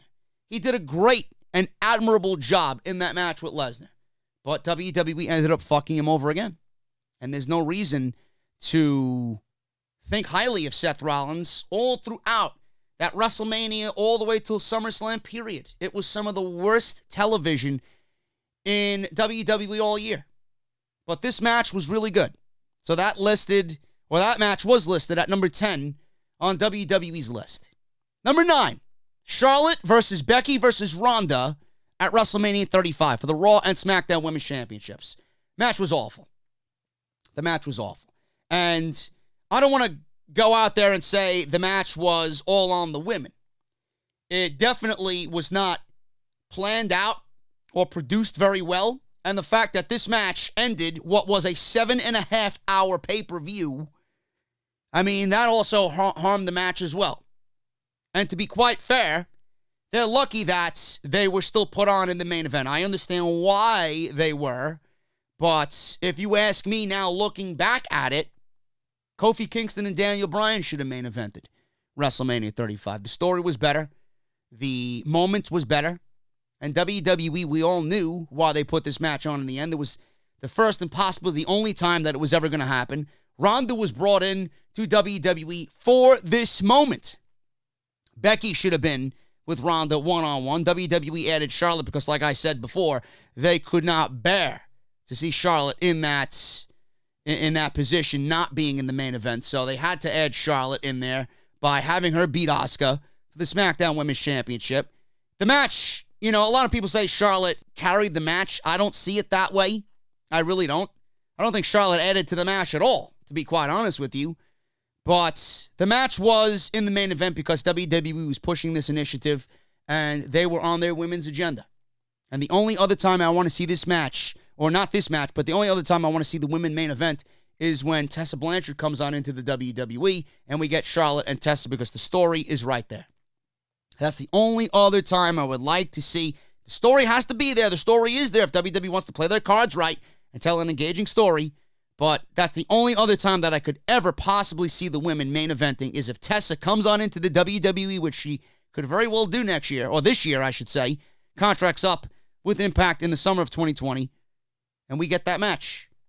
That's the only other time I could see the women main eventing. But this was just done for a political agenda only. And if you look back on it, like I said, Kofi Kingston and Daniel Bryan could have easily main evented WrestleMania. With the moment that Kofi had, I think so. Daniel Bryan, Samoa Joe, AJ Styles, Kofi Kingston, Jeff Hardy, and Randy Orton. Elimination Chamber for the WWE Championship. This was awesome. This was a very good match. One of the better Elimination Chambers that WWE has had in recent memory.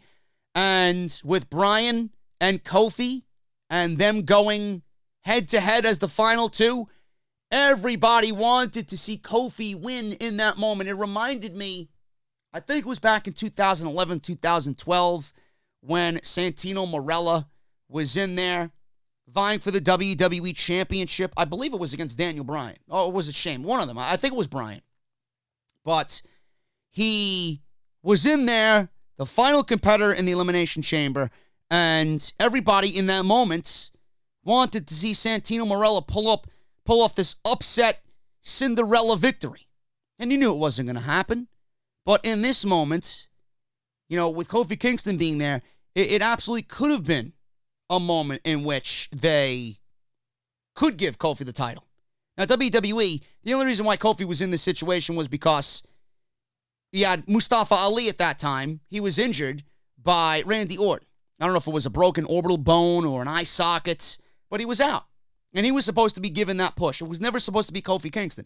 Now, I'm not saying that Mustafa Ali would have gotten over or more over than Kofi Kingston, but it was supposed to be his spot. And I would have loved to see what he could do with it. And who knows where Mustafa Ali would be now today in that instance. He could end up the same way as Kofi Kingston did, right back to the tag team division and right back to mediocrity. But Kofi Kingston was only there because of Mustafa Ali not, being able to go. They could have given him the championship there. But at this point, and going on into WrestleMania, Kevin Owens was also another name listed. Kevin Owens wasn't really doing anything much. And I don't think that would have been really, something that would have grabbed the audience's attention, to be quite honest with you. With Kofi Kingston and Daniel Bryan, WWE seen this moment, and they were like, well, we're not going to go with Kevin Owens here. Why would we go with Kevin Owens when we got money here in Kofi Kingston? This situation here, and the fans' reaction to this, WWE seen that, and they had no choice but to go with it. Because what else at WrestleMania were they going to do with Daniel Bryan? What else were they going to do for the WWE Championship? This was their best option. This was their best option, and it happened out of mere happenstance. It was something that was just presented to them when it was not supposed to be presented to them. It was something that the fans grabbed onto, and WWE had no choice but to give the fans what they wanted when Kofi Kingston was never supposed to be in that opportunity and in that position to begin with. So when everybody says WWE gave you what you wanted with Kofi Kingston, no, they didn't. It wasn't a genuine, I'm going to give you what you want. It was, we got nothing else better to do, so let's go with this and see what happens type of give you what you want. They gave it to you, but they didn't want to give it to you, and it was not intended to happen. So it kind of defeats the overall feeling right from the get-go, in my eyes. But Daniel Bryan and Kofi Kingston being the last two in the Elimination Chamber really made that memorable. I remember when Bray Wyatt won the WWE Championship in the Elimination Chamber against John Cena and AJ Styles. He pinned both of them. That was a great moment. Going back to WrestleMania 31 and that Elimination Chamber where he eventually fell to Randy Orton, where we all thought that Luke Harper should have been involved in that. But it was one of those situations where the Elimination Chamber has been producing some really, really good fucking matches.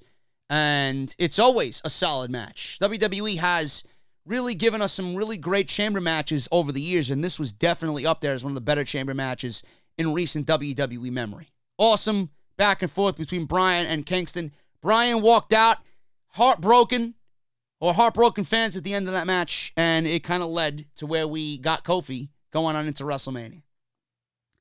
Pete Dunne versus Walter for the WWE UK Championship. TakeOver New York 2019. Just a hard-hitting affair. This was everything you expected it to be, with Pete Dunne being the champion for 617 days, I believe it was. 600 plus days as NXT UK champion. It was kind of predictable, but they made every situation in that match just one in which you thought Pete Dunne was never going to die. And Walter, we all knew, with him coming on into the WWE and him being, a part of NXT UK, you knew right from the gate this was going to be the guy, your guy, as the one to take over for Pete Dunne. Pete Dunne cannot stay in NXT UK for the duration. He's just too good.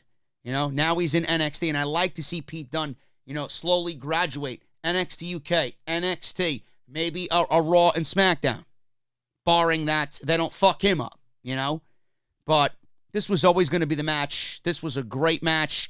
A lot of people, I remember back when I watched this match live, a lot of people were so taken back by, how hard-hitting it was and how fucking stiff that British strong style that it was, that a lot of people really didn't know how to react to it. And the fact that, this match was kind of placed towards the, I don't know where it came. I think it came after Dream and Riddle for the North American Championship. And then we had that great tag team title match. We got so much great content coming out of that show that the crowd was so kind of deflated at that point. Yet these guys somehow, by the end of this thing, they almost went 30 minutes with this match. Somehow, these guys, after being in front of a deflated crowd, brought them to their feet and really gave you something special. So, this match being number 7, I'm not surprised. This was definitely something that should be on the list. And I'm surprised this is the only NXT UK match on this list. WWE, just by that alone, fucked up their list. There's no way I would take that match over what Walter and Tyler Bate did at NXT TakeOver Cardiff. Randy Orton, Mustafa Ali, Andrade, Baron Corbin, Drew McIntyre, Finn Balor, and Ricochet. Money in the Bank. That was the ladder match this year at Money in the Bank. Fantastic match. I remember Andrade taking some big bumps on the ladder. I remember Balor taking some big bumps off the ladder. That match was one of the better Money in the Bank ladder matches I've seen in a very long time.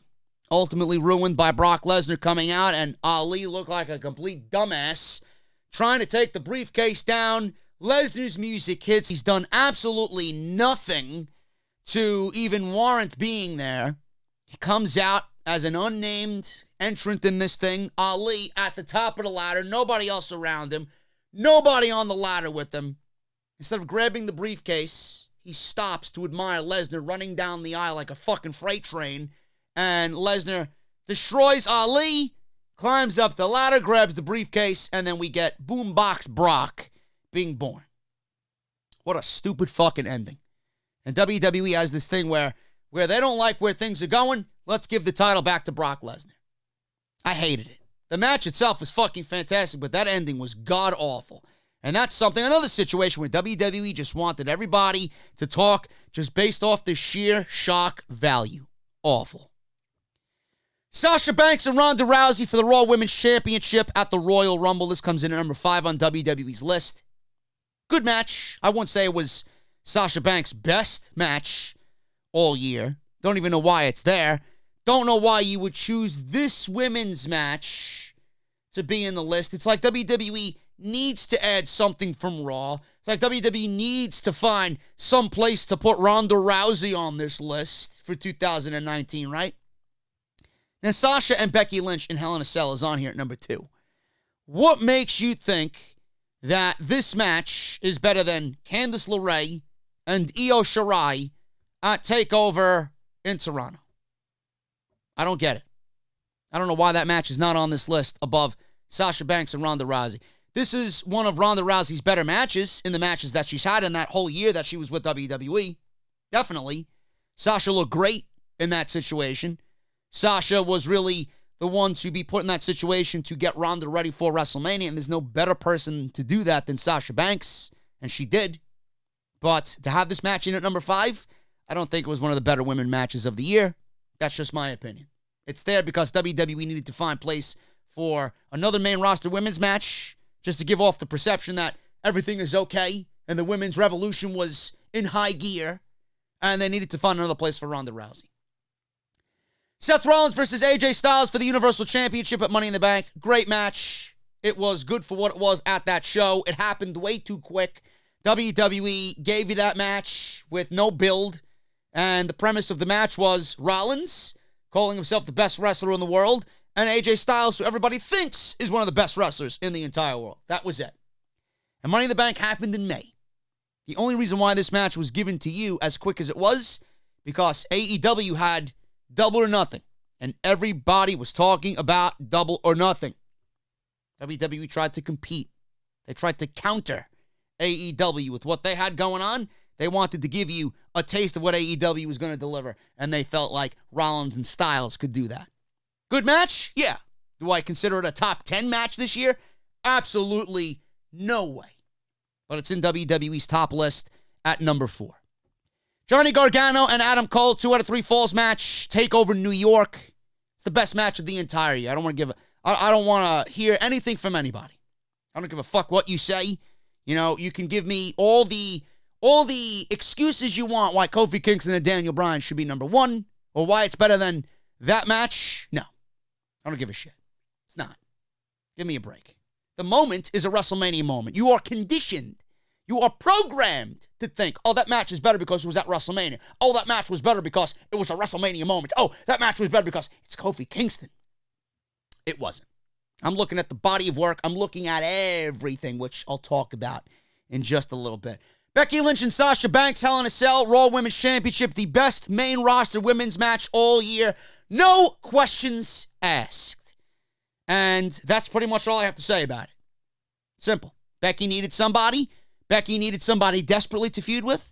I did not like the way Sasha Banks was put in this situation to ultimately lose, only to get moved to SmackDown Live. With her coming back after what she's gone through and her turning heel, she should have won the Women's Championship. She did. She got moved to SmackDown. Takes nothing away from the match. I still don't like the way WWE's booking Sasha Banks, but this match was the best women's match all year on the main roster. And number 1 on their list, Daniel Bryan versus Kofi Kingston for the WWE Championship at WrestleMania 35. The moment was there. The moment was there. It was WrestleMania. The moment was there. Bryan played an absolutely great villain to Kofi's superhero. Kofi Kingston, 11 years, getting his moment finally to be WWE Champion. It was the best storyline on the main roster all year. Everything worked. Everything worked. The way that they built it up, the way that they continued to push Kofi down and down and down and not giving him the opportunity, the way Bryan played his villain role, the setting at WrestleMania, the way that Bryan is looked at, not only for his heel work, but the way he's looked at because he was in this position, during WrestleMania 30 when he was feuding with the Authority and Stephanie McMahon, Vince McMahon, and Triple H, and him being called a B-plus player. They call Kofi Kingston a B-plus player in the middle of this storyline. Bryan paid it forward. There's nobody in this entire company that knows and understands what Kofi Kingston was going through in this moment better than Daniel Bryan. And the reason that this match was number 1 in a lot of people's eyes is because it emulated what Daniel Bryan went through.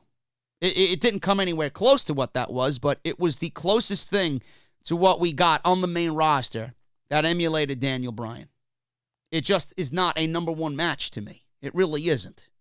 I honestly, a lot of people look at this and say it's number 1, but truly, how many people out there are claiming that this is number 1? How many people out there are really true Kofi Kingston fans? How many of you looked at him in the 11 years, and I mean this wholeheartedly, because I don't understand this. I don't hate Kofi Kingston. I actually very much enjoy Kofi Kingston. I think he's a great worker.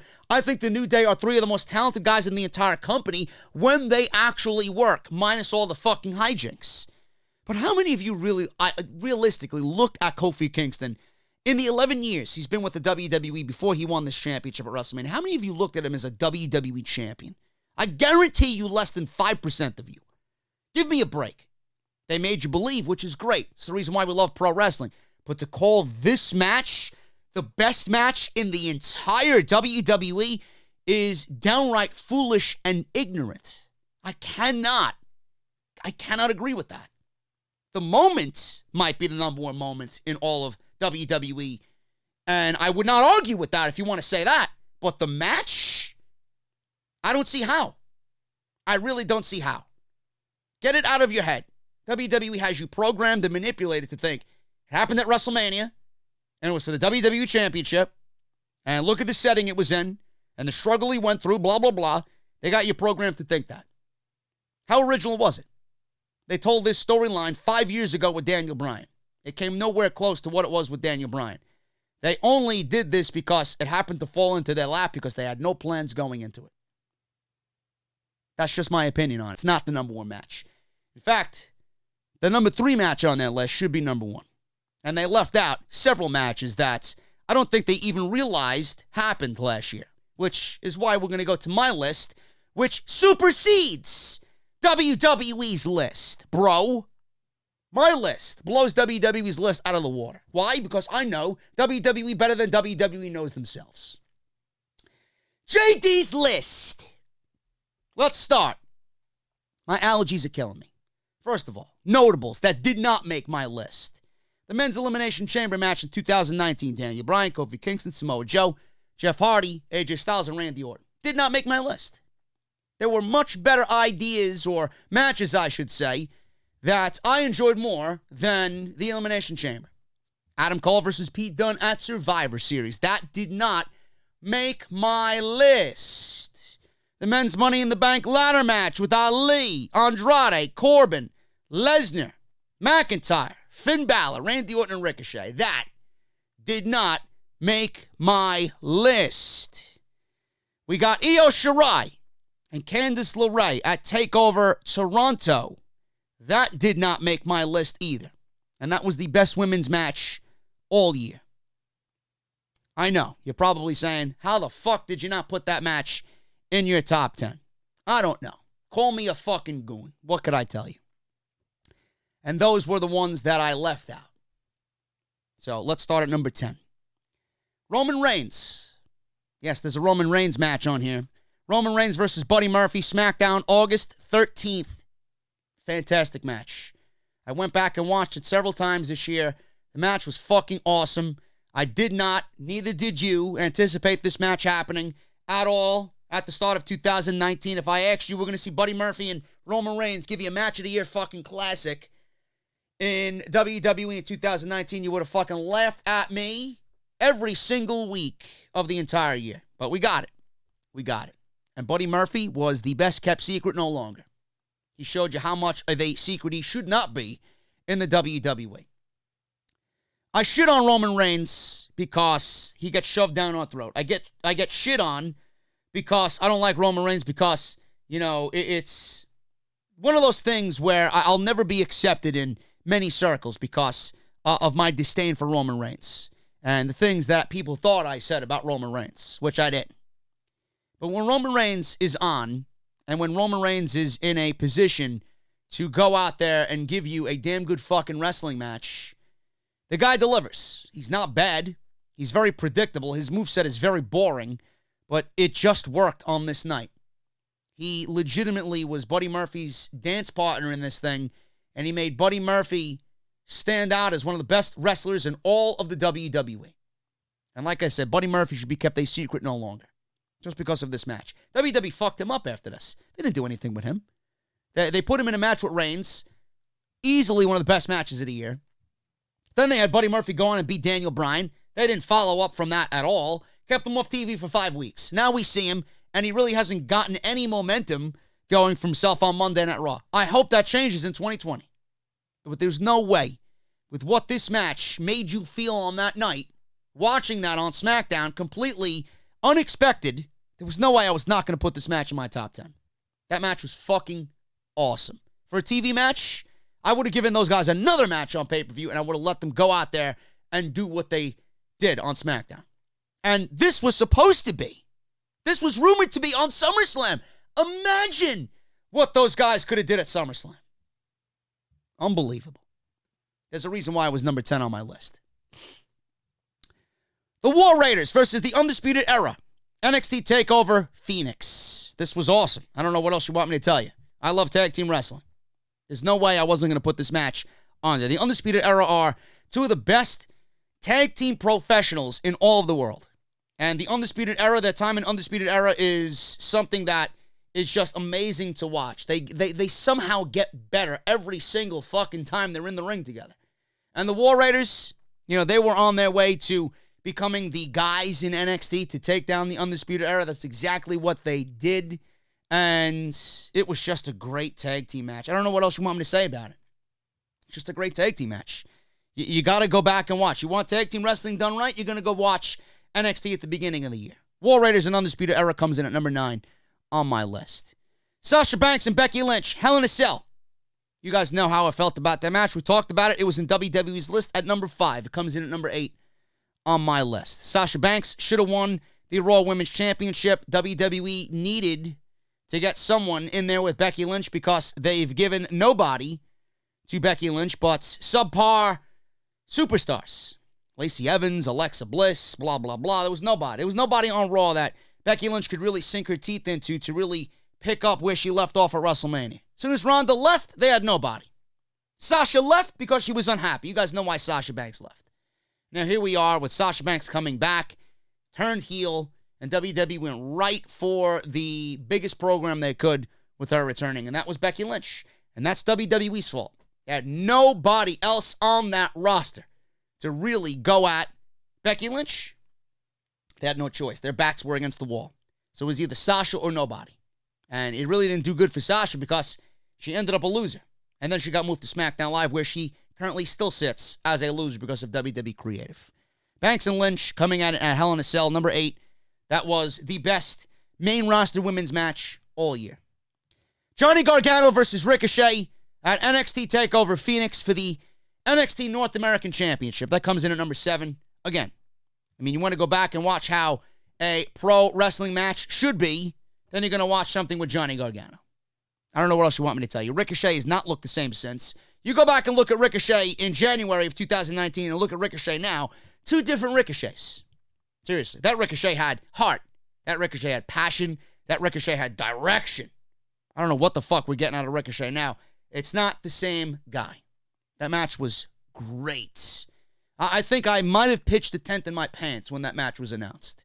And then when I watched the match unfold and I seen Gargano win the North American title, it's just a great moment. And Johnny was showing some heel-like tendencies. He was showing that more aggressive style, And it just ended up being a great wrestling match. NXT TakeOver Phoenix was a show that was incredibly underrated by a lot of people. But it's TakeOver. How many takeovers have we had, and how many of them have been a subpar showing? It's always a great show. And that match made for a great takeover in January, one that exceeded the Royal Rumble, per usual. It always exceeds a main roster show. Comes in at number 7, Johnny Gargano versus Ricochet. Go back and watch it. Fucking incredible match. The War Raiders versus Aleister Black and Ricochet, NXT TakeOver New York, the Dusty Classic Finals. You guys talk about tag team matches. I always talk about this one. And when it happens again this year, I'm going to be talking about it all year in 2020. I wanted to put it higher, but there was no way I possibly could. Comes in at number 6. You guys know it. You guys know about it. You guys know how great it was. You guys remember the reaction those 4 guys got. It was the send-off for Aleister Black and Ricochet, which made it even more special before they made their main roster demotions. It was just great. The crowd opened it opened that show. The crowd fucking just amplified everything to just epic proportions. You got to go and watch it. I can't even do it justice. I don't even know why I'm putting it at number 6. It's that fucking good. Go and watch it. Number 6, War Raiders versus Aleister Black and Ricochet at TakeOver New York. Number 5, Adam Cole versus Matt Riddle, NXT TV, October 2nd, the first show, the debut head-to-head against AEW. Fucking unbelievable. Absolutely unbelievable match. Commercial free. Go and watch it. It was just a thing of beauty. Even Adam Cole versus Finn Balor, as of a couple of weeks ago, was a thing of beauty. It really was. Adam Cole, I mean, his body of work speaks for itself. This was fucking great. And my thought on Matt Riddle was, Matt Riddle, in ring, there was at, I think it was around August, maybe October, September, October, where you could look at Matt Riddle and make a case for him being the best in-ring performer. There was nobody with a greater body of work in all of WWE this year than Matt Riddle. Matt Riddle was churning out great match after great match after great match. And then here comes Adam Cole out of nowhere, and he just flies by Matt Riddle and ends up being the MVP of WWE. This was one of those reasons why Adam Cole ended up being the MVP, in my eyes, of WWE in 2019. Matt Riddle is no pushover anyway. But my goodness, man, you put these two guys in a ring together, it's magic. And it makes you wonder what these two guys could do in a real, just fucking real program, instead of just putting something together for the sake of counter-programming AEW, which is why it was done, But I loved it. I thought it was great. There was a sequence in the middle of this match that was just fucking absolutely breathtaking. They went almost 20 minutes. It was the thing of beauty. There's no way I was not going to put this match in my top 10. Adam Cole and Matt Riddle, NXT October 2nd. Just a fucking awesome NXT Championship match. Matt Riddle makes another showing on my list. Matt Riddle versus Roderick Strong at NXT TakeOver 25. Again, it's another one of those matches that I cannot really sit here and describe. You just got to go and watch it. NXT TakeOver 25 was special because it was a stand-alone TakeOver show, and it was something that was done in June. And we had already gotten through May, and May was a big month. We got Money in the Bank. We got Double or Nothing from All Elite Wrestling. And then we get this show on the first Saturday of June. Double or Nothing had already happened. And I said this the night it happened, when this match was over. This match was a statement match. And there's no better guys on that roster at that time to make a statement with than Matt Riddle and Roderick Strong. Those guys went out there, and after everything was still being said about Double or Nothing, the hype for AEW was fucking unbelievable. The hype around AEW was still just glistening in the community. These guys came out there, put on a match like they did at TakeOver 25, and said to everybody, AEW who? That's how this match ended up being. It was a statement match. They used that, and I would be shocked if that's not the case. They used that, they seen that, they heard that, they know about it. They used that as fuel to come out and deliver this match. And then immediately following that was the four-way ladder match where the Street Profits won the NXT Tag Team titles. Another match that could have been on my list. Another statement match. Because those four teams absolutely fucking killed themselves in that match. Another statement match. All four of those teams said, hold my beer. AEW who? But that that Matt Riddle and Roderick Strong match, fucking unbelievable. That crowd in Stamford, Connecticut, or was it the Hartford, Connecticut, on their feet. Unbelievable. Go and watch it, man. Just a great showing between two great wrestlers, Matt Riddle and Roderick Strong, number 4. Adam Cole and Johnny Gargano come in at number 3. NXT TakeOver Toronto in there. I would say slightly tweaked 3 stages of hell match. I mean, what could I say about it? I mean, it was emotional. It was something that I think was predictable from the start, but it really wasn't going to deter anybody from loving the match anyway. It was just carnage right from the word go. And the trilogy that they had is going to go and be in the annals of WWE history as one of the greatest trilogies that this company has ever produced. There's no way around it. I mean, the body of work from both guys speaks for itself. You put that together in a match, I mean, you're destined to have magic. It's just great. Number 2, Walter versus Tyler Bate, NXT TakeOver UK Cardiff. Guys went 40 fucking minutes. These guys went 40 minutes. It was the quintessential David versus Goliath match. Tyler Bate simply wouldn't die. You know, mixed in with a Cardiff crowd that was just as hot as any crowd I've ever seen.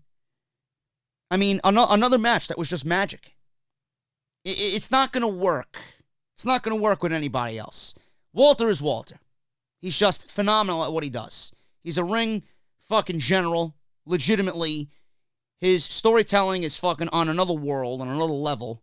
Tyler Bate, you know, at the age he has and the match quality he has produced in his young run in WWE, it's unbelievable.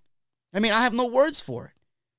Just based on the body of work that the guy has shown us already, I can't even imagine how good he's going to be in 5 years. It was unbelievable. And that was during a weekend that included me being in Chicago. I was in Chicago for All Out.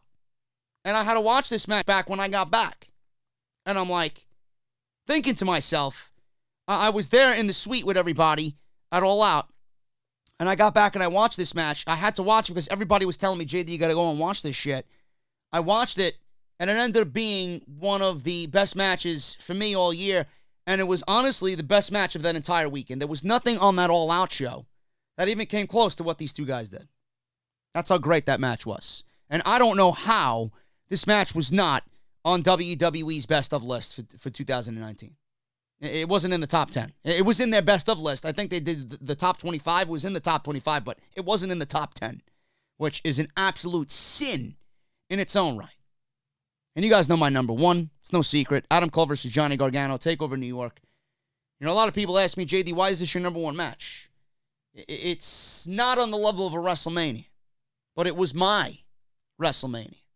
If you guys have been following Johnny Gargano and Tommaso Ciampa and the journey that Johnny Gargano had to go through to get the NXT championship, you know, and then Ciampa got hurt, which kind of ruined the fairy tale ending, legitimately, for Johnny Gargano to take the title off of Ciampa after all of this build. And then you put Adam Cole in that situation where a lot of people looked at Adam Cole and didn't think much of Adam Cole. They looked at Adam Cole and said, yeah, he's a great wrestler, but A, he doesn't belong there, A, he doesn't deserve it, and A, you know, 3 A's. A, B, C, A, whatever. He doesn't deserve it, he doesn't belong there, and he's not going to play a good supporting character here for Johnny Gargano when we're all thinking in the back of our minds we want nothing more than Tommaso Ciampa to be the one to take the pinfall here by Johnny Gargano. But this led to a whole nother trilogy, which you guys know of, and I have absolutely no problem with what I seen after the fact here. Adam Cole was deserving in every which way to be in this match. And it really didn't take away from the overall moment. This was my WrestleMania, like I said, and everything just clicked. It was all about Johnny. It didn't really matter who was in there with Johnny Gargano. It was Johnny's night. It was Johnny's moment. It was Johnny's championship. Adam Cole was there, and, you know, to be quite fair, the match with Ciampa probably would have been a fucking 5-star classic anyway. But you're putting someone in there like Adam Cole who was on equal level, probably better than Ciampa, and we got the same type of match, if not better, with Adam Cole and Johnny Gargano than we would have gotten with Ciampa and Johnny Gargano. And then with Morrow calling the match and the crowd, how the crowd was split 50-50. They were obviously pro Adam Cole. Every crowd is always pro Adam Cole because Adam Cole is cool.